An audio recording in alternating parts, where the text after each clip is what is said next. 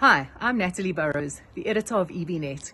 And in this week's Weekly Scoop, I share with you some of the interesting articles we've popped onto our platform for you this week, and some of the exciting things we can look forward to in the upcoming days and weeks. Firstly, happy Mandela Day.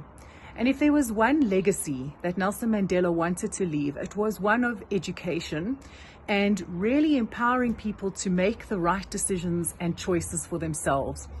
And as Mandela Day coincides with July as National Savings Month, this week on our website, we've posted a number of articles that can help point you in the right direction when it comes to your personal financial planning. Why not take your 67 minutes today and spend those investing in your personal financial plan and including your investments and very important documents like your will, and spend the time to consider those and really set yourself up on a path to success when it comes to your money. It's the ultimate act of self-care, in my opinion. While we're talking about investments, we've also seen some very interesting articles on active versus passive investing. And I guess it's no longer a case of active versus passive. It's more what suits you and what will help you reach your goals. But there is an interesting article from Schroders where they look at the macroeconomics that are currently in place and how that potentially sets up a better scenario for success for active management as opposed to passive management. But as I say, that argument is an old one, and you need to make your decisions and make your choices based on your personal financial situation and your unique goals. So take a moment, catch up that article on active management, and probably best to chat to your financial advisor. And we'd always encourage you to have an accredited advisor who helps keep you accountable and helps keep you on track with your personal financial planning. Another very interesting piece that I enjoyed this week was from Weber Wenzel, where the team there discusses some of the developments around ESG reporting. And some of the standards that have been put in place both by the JSE as well as other bodies, and some of the reporting that we can expect and should expect as investors, and really positioning us or empowering us to make the best decisions with regards to our investments, both for our personal investments and for those members of our retirement funds, and looking for the information that helps us make those decisions for the betterment of our community, not only financial returns.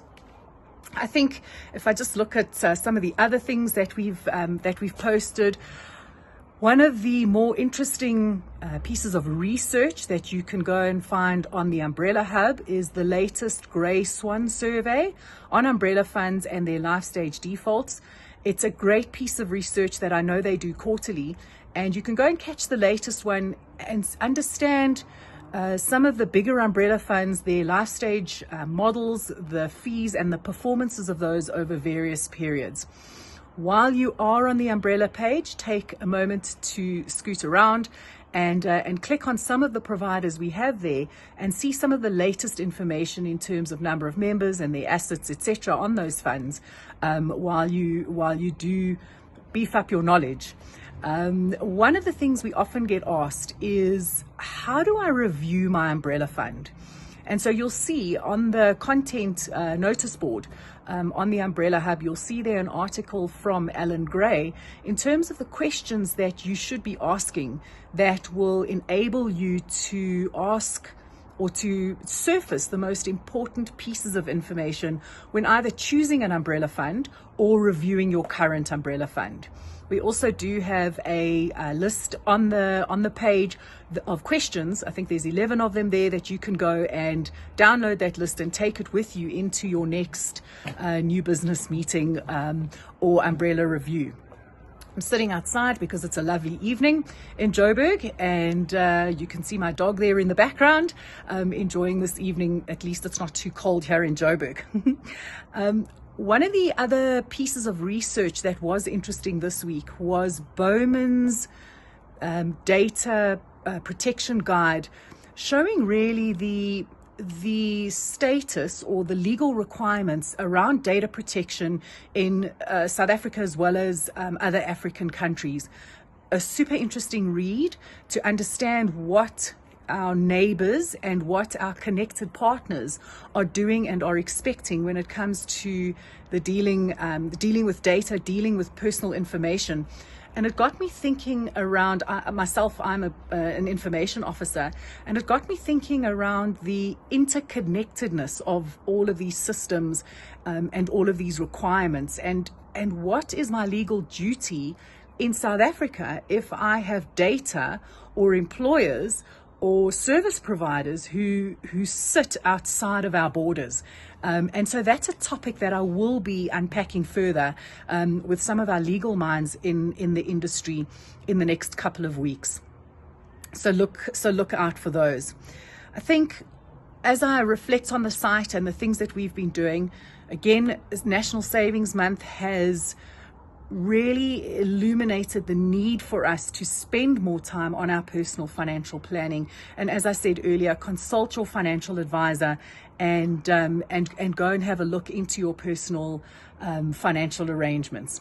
Other than that, next week you'll see a very exciting page that we're launching, not only for you, but for your youngsters in your household, with some cool videos and some cool learning lessons, and a very interesting competition that you can enter. And speaking of competitions, please go and enter our Evolutionary Awards. These awards are structured to surface the innovative thinking that is emerging out of our industry from those providers and customers and retirement funds who are pushing the needle and pushing the boundaries when it comes to a new way of thinking to take us into this new world of hyper-personalization. Speaking of personal, I'm going to end off and wrap up quickly just by mentioning, go and check out our exec meet and greet with Prabhashini Mudli, who is the CEO of Old Mutual's new life and savings business. She's a super high energy individual and will definitely challenge your thinking around the structure of our industry and are we best placed to meet the needs of our financial customers. Other than that, enjoy your weekend, enjoy Mandela Day, and we'll catch up again next week.